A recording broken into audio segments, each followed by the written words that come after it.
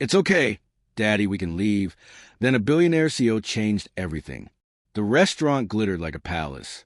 Golden chandeliers shimmered overhead, and crystal glasses sparkled on every white linen table. Inside this world of wealth and whispers, Daniel Reed, a single father in worn work boots and a faded button-down, walked hesitantly through the lobby, holding his 8-year-old daughter's hand. Her name was Mia, and she wore her best dress, a pale yellow one her late mother had sewn before the illness took her away.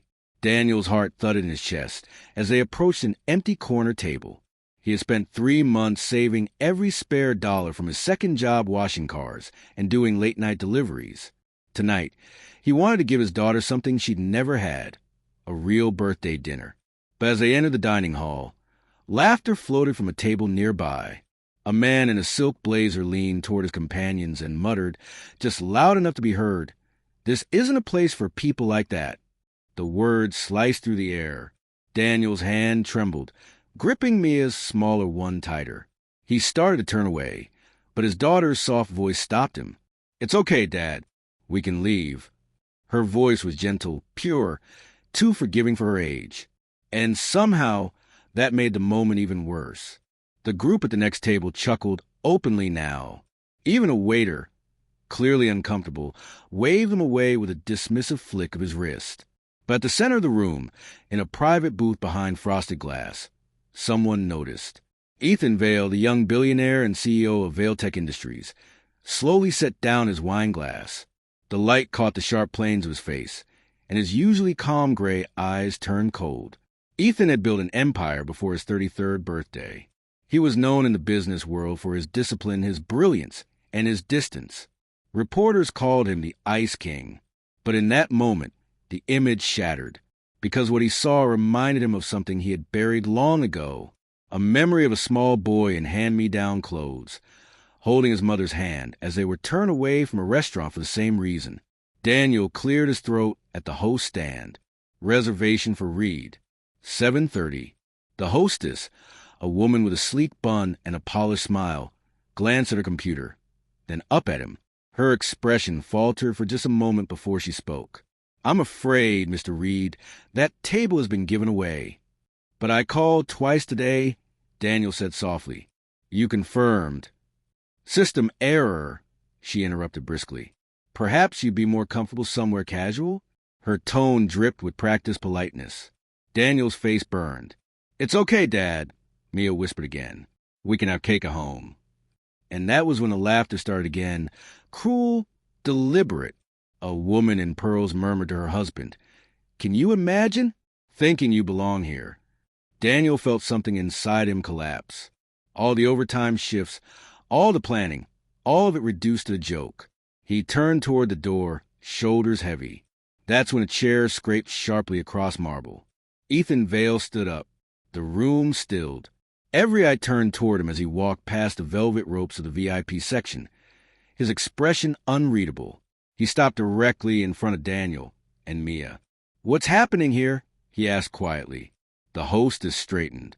"Mr. Vale, it's just a misunderstanding. We have strict policies." "Policies?" Ethan repeated, his tone icy. "About what? Who's rich enough to eat dinner?" Bernard, the floor manager, hurried over. "Sir, please. We have a certain image to maintain." Ethan's voice hardened. "And what image is that? One where you humiliate fathers in front of their children." Nobody spoke. The guests who had laughed earlier sank into their chairs. Ethan turned to Daniel. "What's your name?" "Daniel Reed," he said quietly. "And your daughter?" "Mia." Ethan looked down, his features softening. "Happy birthday, Mia." Her eyes widened. "How did you know?" Ethan smiled faintly. "Because your dad's trying very hard to make it special." He faced the manager again. "Set a table. Your best one. For 3. Bernard blinked. "Sir, this isn't—" "If you can't do it," Ethan said coldly, "you can clean out your locker. Tonight." A murmur rippled through the room. Bernard turned pale. Within moments, the best table, right in the center of the restaurant, was cleared and reset. Linen, candles, flowers, everything. Ethan turned to Daniel. "Would you and Mia join me for dinner?" Daniel hesitated. You don't have to. I know, Ethan said simply, but I want to. Slowly, Daniel nodded. They sat together. The billionaire, the laborer, and the little girl with the brave eyes. The waiters, suddenly flustered, rushed to serve them. Mia looked around in awe. The chandeliers reflected in her wide eyes like stars. Ethan glanced at her and smiled. Order whatever you like, he said. Tonight's on me. Daniel started to protest, but Ethan raised a hand. Please, let me do this. The waiter arrived. Your order, sir? Ethan didn't even look at the menu. Bring us your finest. Everything the chef's proud of. Tonight, this little girl deserves the best meal in the house. The waiter nodded and hurried away. Mia looked up shyly. Sir, what's a truffle? Ethan chuckled. It's a fancy mushroom. I like mushrooms, she said earnestly. Then you'll love dinner. Daniel watched quietly, something tightening in his chest. He'd spent years surrounded by people who looked right through him. And now, a stranger, a billionaire, was treating him like an equal. As the first dishes arrived, conversation flowed easily. Mia asked Ethan question after question. Did he have pets? What was his favorite color? Did he like roller coasters? Ethan answered each one with a laugh. But when she asked, Do you have a mommy? The laughter faded. Ethan's expression shifted, the light in his eyes dimming. I did, he said softly. She died when I was little. I was about your age. I'm sorry, Mia whispered. He smiled sadly. She was wonderful. She worked 3 jobs, cleaned offices, sewed clothes, waited tables. One year, she saved up to take me to a nice restaurant for my birthday. We wore our best clothes. She'd made my shirt by hand. He paused, jaw tightening. The manager looked us over and said we didn't belong. He told her she was embarrassing the other guests. Mia's lips parted. That's mean. She said something then. Ethan continued, his voice low. She bent down, smiled, and told me, It's okay, son. We can leave. Daniel froze. Those words, the same words his daughter had said just a moment ago. Ethan met his eyes. Hearing your daughter say that tonight, it felt like I was back there again, and I realized I could never forgive myself if I stayed silent. The room had gone utterly silent again. Then Ethan stood, his chair scraped against the floor, loud and deliberate. Everyone, he said, his voice carrying through the restaurant. Listen up. Dozens of heads turned. Phones lifted, ready to record. My name is Ethan Vale. Some of you might know me, but what you don't know is that 25 years ago, I was that child. He pointed gently to Mia. I was the kid turned away from a restaurant because my mother wasn't rich enough to be treated like a human being. Gasps rippled through the diners. So here's what's going to happen, Ethan said. As of tonight, I'm purchasing this establishment, effective immediately. And anyone, staff or guest, who humiliates another person for their appearance or income will never set foot here again. He turned toward Bernard. That includes you. You're fired. Bernard stammered. You can't. I just did. The room erupted. Some of the wealthy patrons stood angrily, muttering about reputation and propriety. Good, Ethan said, unbothered. Now you'll have time to reflect on what decency looks like. One by one, several guests stormed out, but others stayed. One elderly woman stood up and began clapping. Then another, and another. Soon, half the room was applauding, not for wealth, but for humanity. The staff began to soften too. One waitress, eyes red-rimmed, knelt beside Mia. My mama used to clean houses, she whispered. Seeing you here give me hope. Mia smiled and reached into her small bag. She pulled out a folded drawing and handed it to the waitress. For you. The woman unfolded it. 3 stick figures at the dinner table, all smiling. Above it were the words, Kind people shine. The waitress wiped her eyes. Thank you, sweetheart. Later, the head chef, a tall man with kind eyes, brought out a small cake topped with 8 candles.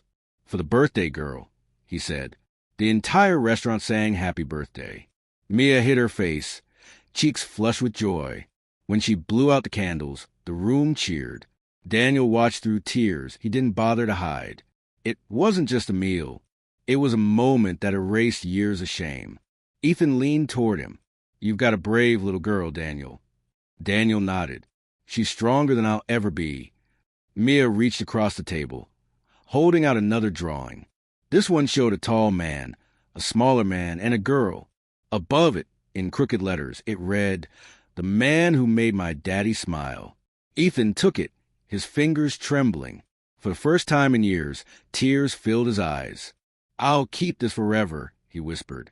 3 days later, Daniel was working at a construction site when a black car pulled up beside him. Ethan stepped out, dressed sharply but with a warmth in his expression that hadn't been there before. "Got a minute?" he asked. Daniel nodded, wiping sweat from his brow. Ethan reached into his coat and pulled out a folder. "I've been thinking about that night, about what Mia said, about my mom." Daniel waited. "I've started a foundation," Ethan said finally, "for single parents, for families trying to rebuild their lives. It'll cover scholarships, housing, job training. It's called the Lydia Reed Foundation, after your wife, if that's okay." Daniel blinked hard, emotion rising in his chest. "You didn't have to."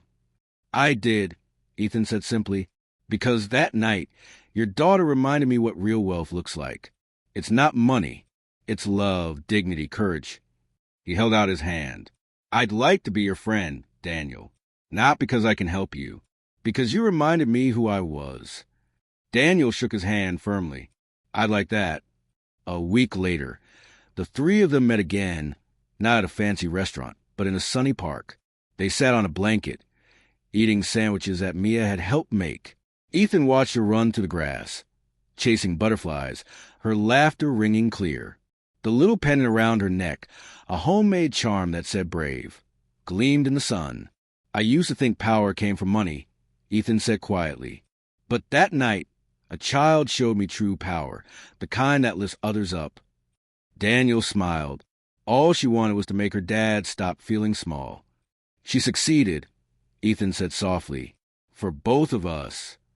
"Come play," Mia called, waving. And so they did. Two men from different worlds, joined by the courage of a little girl and 7 simple words that changed everything. "It's okay, Dad. We can leave."